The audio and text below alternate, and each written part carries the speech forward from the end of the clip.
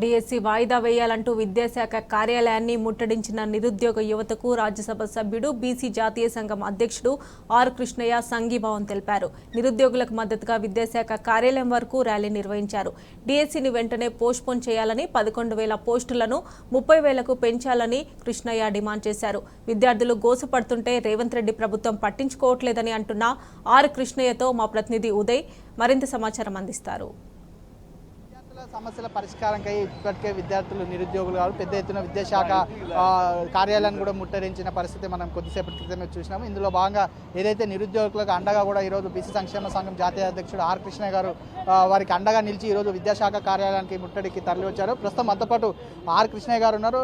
వారు నిరుద్యోగులకు ఎలాంటి భరోసానిస్తున్నారు, నిరుద్యోగుల పక్షాన ఎట్లా కొట్లాడుతున్నారు అనేది వారి మాటల్లో తెలుసుకుని అన్న చెప్పండి. అంటే ఈరోజు పెద్ద ఎత్తున కూడా నిరుద్యోగులు కావచ్చు మెగా డిఎస్సి వేస్తారని కూడా వేయలేదు, డిఎస్సిని పోస్ట్పోన్ చేయాలని కూడా పెద్ద ఎత్తున విద్యాశాఖ కార్యాలయాన్ని ముట్టడించారు. వారికి మద్దతుగా మీరు వచ్చారు. రెండే డిమాండ్, ఒకటి మెగా డిఎస్సిని 2 నెలలు వాయిదా వేయాలి.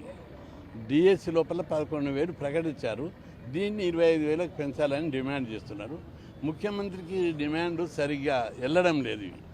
అందుకే తమ నిరసన వ్యక్తం చేస్తే ప్రభుత్వ దృష్టికి వెళ్తుందనే ఆ దృష్టితోటే వాళ్ళందరూ ఈరోజు పిల్లలు వచ్చారు. తప్పనిసరి నేను ప్రభుత్వ దృష్టికి తీసుకెళ్తా. ఇది న్యాయమైన డిమాండ్. 2 నెలలు వాయిదా అడగడానికి కారణం ఉన్నది, హేతుబద్ధమైన కారణం ఉంది. వరుసగా గ్రూప్ 2, గ్రూప్ 1, గురుకుల టీచర్సు, ఇంకా రకరకాల పోటీ పరీక్షలు జరుగుతున్నాయి. దానివల్ల దీనికి ప్రిపేర్ కాలేదు. మొన్ననే టెట్ అయిపోయింది కాబట్టి కొంత టైం అడుగుతున్నారు. ఆ విషయం ముఖ్యమంత్రి దృష్టికి సరిగా తీసుకుపోలేదని నేను అనుకుంటున్నా. తప్పనిసరి అది తీసుకుపోతాం. అంటే ఇప్పటికే అంటే నిరుద్యోగులు కావచ్చు, అంటే విద్యాశాఖ మంత్రి లేడు, మా సమస్యలు చెప్పుకోవడానికి ఎవరికి చెప్పుకోవాలని కూడా పెద్ద ఎత్తున నినాదాలు చెప్పించు. దాంతోపాటు గ్రూప్ 1, గ్రూప్ 2 పోస్టులకు సంబంధించిన 1:100 కూడా పెంచాలి, పెంచితేనే చాలా మంది క్వాలిఫై పెంచాలి. రిజర్వేషన్లలో కూడా అక్రమాలు జరిగాయి. ఓపెన్ కాంపిటీషన్లు వచ్చిన ఎస్సీ, ఎస్టీ, బీసీలను రిజర్వేషన్ల కింద లెక్కించారు. అందుకే సంఖ్య పెంచితే అడ్జస్ట్ అవుతుందని మేము ఆలోచిస్తున్నాము. రాబోయే రోజుల్లో నిరుద్యోగుల పక్షాన ఎలాంటి పోరాటాలు చేయడానికి సిద్ధంగా ఉంది? ఇప్పుడు స్టార్ట్ చేస్తున్నాం. ప్రభుత్వం కొత్త వచ్చిందని కొంత టైం ఇస్తున్నాం. ఇంకా ప్రభుత్వం దారికి రాకపోతే గతం లోపల 800 సార్లు ధర్నాలు చేసినాం. ఇప్పుడు అట్లా చేస్తాం. మొత్తాన్ని చూసుకున్నట్లయితే ఏదైతే నిరుద్యోగుల పక్షాన ఈరోజు వాళ్ళకి సంఘీభావం తెలిపేందుకు కూడా ఈరోజు విద్యాశాఖ కార్యాలయానికి తరలి వచ్చారు.